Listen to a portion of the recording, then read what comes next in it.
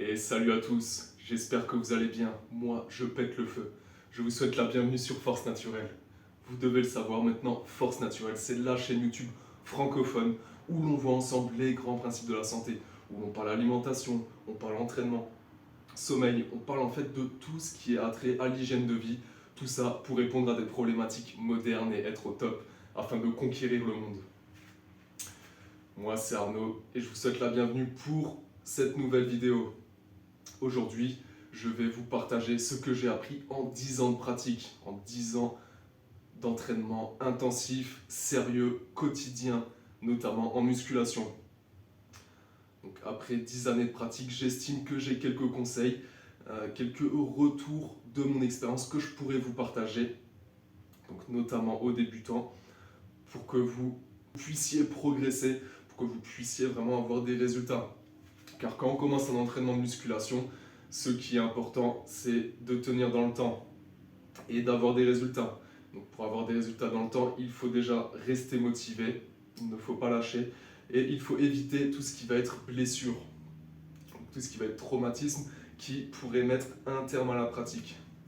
Alors dans cette vidéo, je vais vous présenter 10 conseils, comme ça fait 10 ans que je m'entraîne, 10 conseils, 10 points en fait, 10 réflexions qui m'ont permis d'avancer et de tenir dans le temps.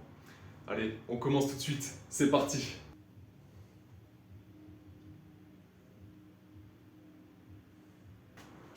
Alors le point numéro 1, c'est le principe de la persévérance.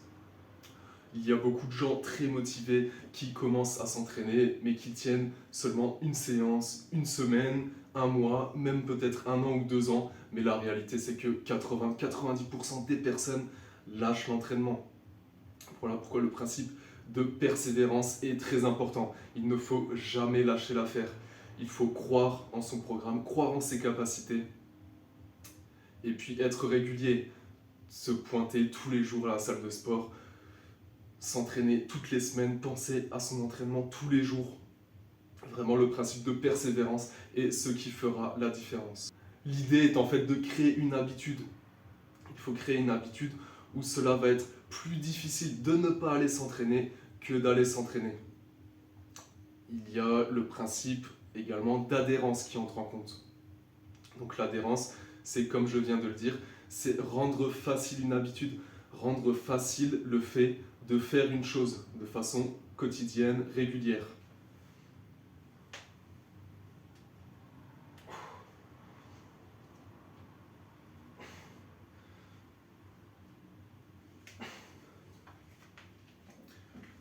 Le deuxième point que je voulais vous partager est le principe de la cohérence.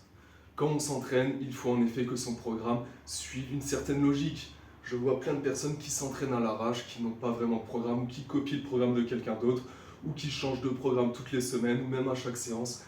Cela n'a aucun sens. Il faut que votre programme soit cohérent. Voilà pourquoi il faut prendre le temps d'étudier la chose, de comprendre, de s'intéresser au sujet. Donc pourquoi on va faire tel exercice, pourquoi il est important pourquoi la séance dure tant et tant de temps, qu'est-ce qu'on va travailler aujourd'hui. C'est plein de questions qu'il faut se poser, dont il est très important de se poser. Et si vous ne voulez pas le faire, eh bien vous pouvez vous faire coacher par un professionnel. Un coach professionnel sert justement à ça, à ce que vous n'ayez pas à vous préoccuper de tout l'aspect préparation de l'entraînement.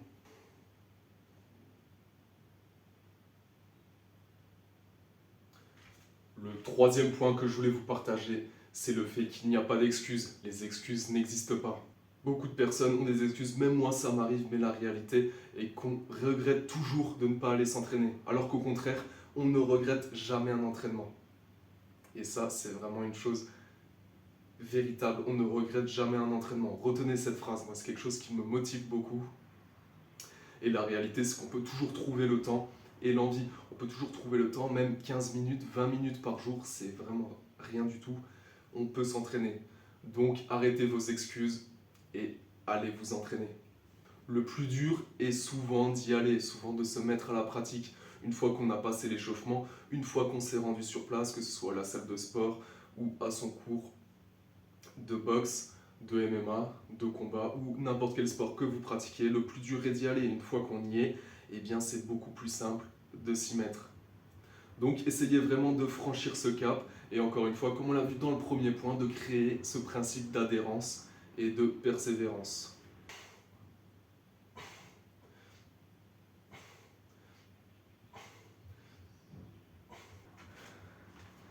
Point numéro 4, la discipline. La discipline est vraiment très très important. Quand je parle de discipline, cette fois je vous parle surtout de l'hygiène de vie. Et quand on débute, on peut considérer que l'hygiène de vie se résume à l'entraînement en soi-même, au sommeil et à l'alimentation. C'est en fait les 3 piliers essentiels pour avoir des résultats. Prenez vraiment soin de votre alimentation, de votre sommeil et faites un bon entraînement. Si vous réussissez ces 3 points, si vous êtes sérieux là-dessus, je peux vous garantir que vous aurez des résultats. Car plus que potentialiser simplement l'entraînement, eh bien en fait ces 3 piliers sont indissociables, sont interdépendants. C'est toute votre santé et tout, comme je l'ai déjà dit, vos résultats qui en dépendent.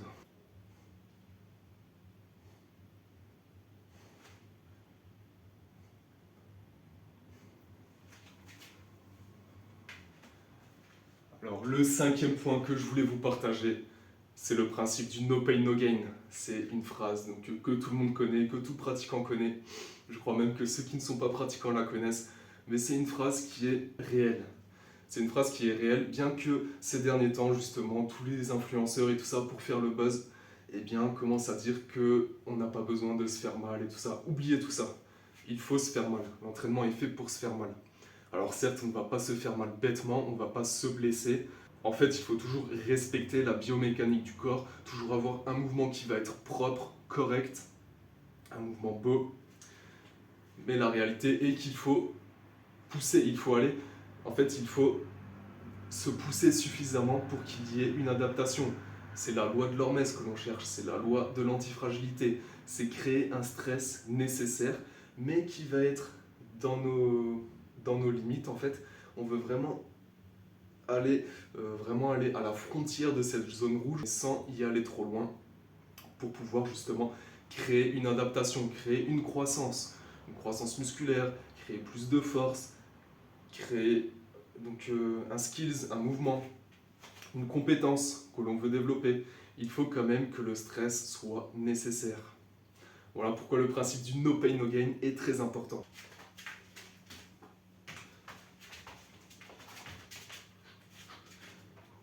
Point numéro 6.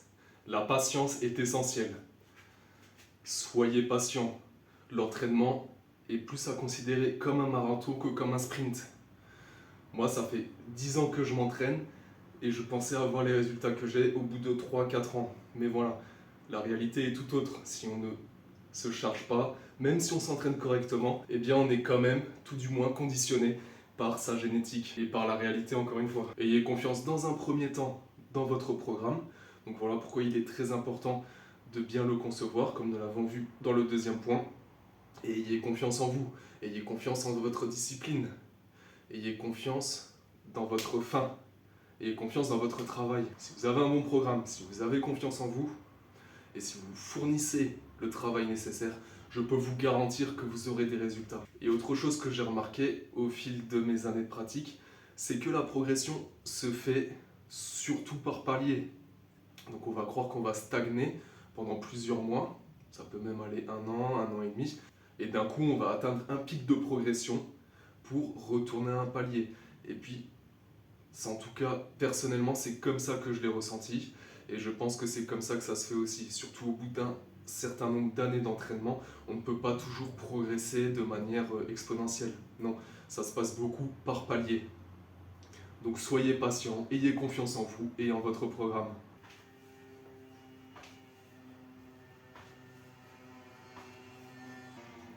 Point numéro 7. Usez de votre volonté. Ayez de la volonté.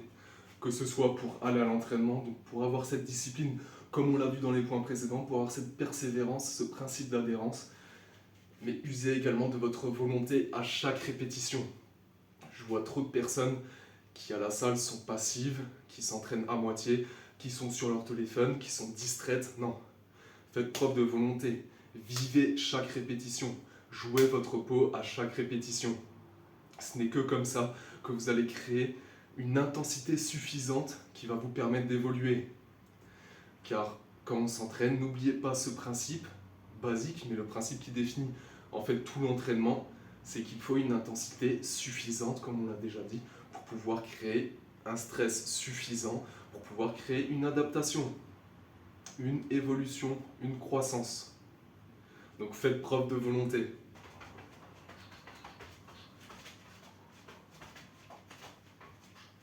Point numéro 8. L'inspiration est très importante. En tout cas, moi, ça a été mon cas. Donc, personnellement, je me suis toujours inspiré depuis que j'ai commencé de sujets, donc de personnages fictifs, en fait issus de la pop culture, et notamment les personnages de manga et de shonen plus précisément.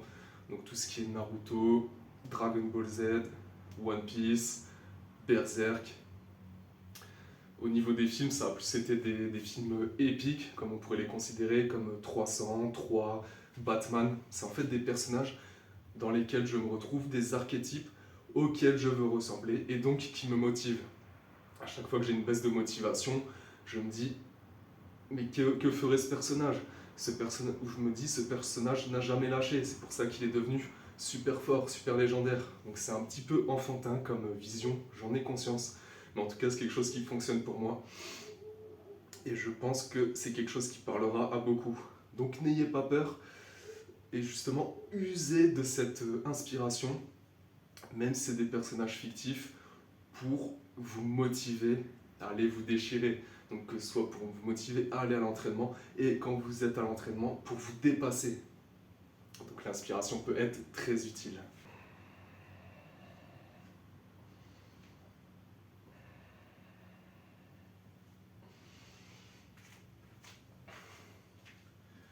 Alors l'avant-dernier point, le point numéro 9, c'est plus une réflexion, une constatation que j'ai vue plus qu'un conseil en fait.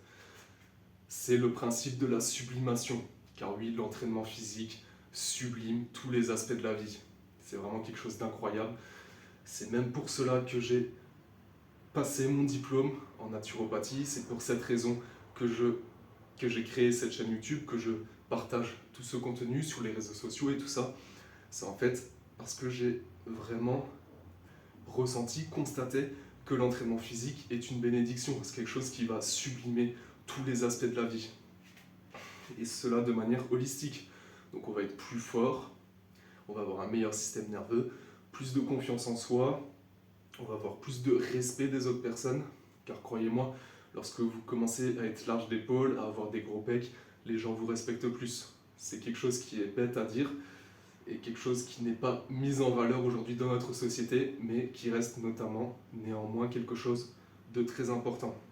L'entraînement, c'est également quelque chose qui va vous mettre au top au niveau de votre physique, donc que ce soit au niveau hormonal, au niveau du système nerveux comme je l'ai dit, donc de la force, mais également au niveau cérébral, au niveau de vos neurotransmetteurs. En fait, vous allez vous sentir bien, parce que l'entraînement physique, il va en fait faire fonctionner votre organisme, votre métabolisme, d'une façon dont il est conçu pour fonctionner. C'est la nature qui a prévu ça. Donc vous allez vous sentir bien, c'est quelque chose qui va vraiment sublimer votre vie. Vous allez vous sentir mieux, plus reposé, plus fort, plus confiant, plus beau aussi. Et cela va avoir des répercussions sur tous les aspects de votre vie, au niveau social, même au niveau financier, tout ça. L'entraînement, c'est une école de la vie. Et ça va développer votre mental également. Ça va développer même votre aspect spirituel, psychologique. Bref, je ne cesserai de le répéter, tous les aspects, toutes les facettes de votre vie vont être sublimées par l'entraînement.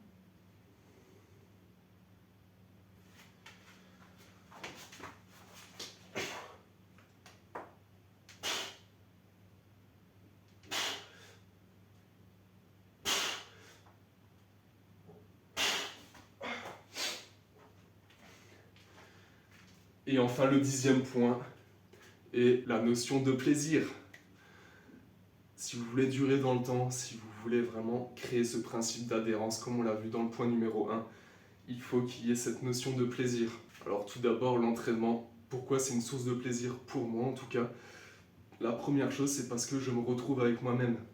C'est vraiment l'occasion de faire une pause avec son quotidien, avec les problèmes du quotidien si on en a. Et ça peut également être un défouloir. Donc si vous avez trop de problèmes justement, eh bien vous pouvez vous défouler pendant l'entraînement. Et croyez-moi, vous avez dû le constater de toute façon, à la fin de l'entraînement, on se sent toujours mieux. Comme on l'a vu dans un des points précédents, on ne regrette jamais un entraînement. Pourquoi ? Parce qu'au terme d'un entraînement, on a prouvé à soi-même qu'on est capable, on a prouvé à soi-même qu'on est fort, on a prouvé à soi-même qu'on est allé faire la chose. Et ça nous a relâché plein d'hormones de bien-être aussi. Donc vraiment cette notion de plaisir. Si l'entraînement est une corvée pour vous, eh bien je vous conseille de vous raconter une histoire. Là aussi vous pouvez vous aider des points précédents, notamment celui de l'inspiration pour vous motiver. Vous pouvez même vous raconter des films. Moi des fois quand je m'entraîne, même souvent, je me raconte des films et cela me permet de me motiver, me permet de m'entraîner. Et sur le long terme, c'est en fait ce qui va faire la différence. Et aussi, si l'entraînement est trop une corvée pour vous, c'est quelque chose de trop pénible, eh bien dites-vous qu'à chaque fois que vous entraînez, c'est vous qui choisissez de le faire. Donc si c'est vous qui le choisissez, il faut qu'il y ait cette notion de plaisir. Il faut qu'il y ait cette notion de fun. Il faut créer une habitude fun, une habitude qui est plaisante pour soi. Et bien voilà, nous arrivons au terme de cette vidéo. J'espère qu'elle vous aura plu. J'espère qu'elle vous aura été utile. Donc dans cette vidéo, je vous ai donné 10 conseils, 10 réflexions, 10 points en fait, 10 choses que j'ai réalisées au cours de mes 10 années de pratique. Donc ces 10 années de pratique, c'était notamment en musculation, mais durant ces 10 années, j'ai également fait d'autres sports, notamment des sports de combat, des arts martiaux. Mais là, je voulais me cantonner un petit peu à la musculation. Mais tous ces principes en fait peuvent être transférer à d'autres sports, d'autres activités physiques. En tout cas, j'espère que ce que je vous ai partagé dans cette vidéo vous sera utile.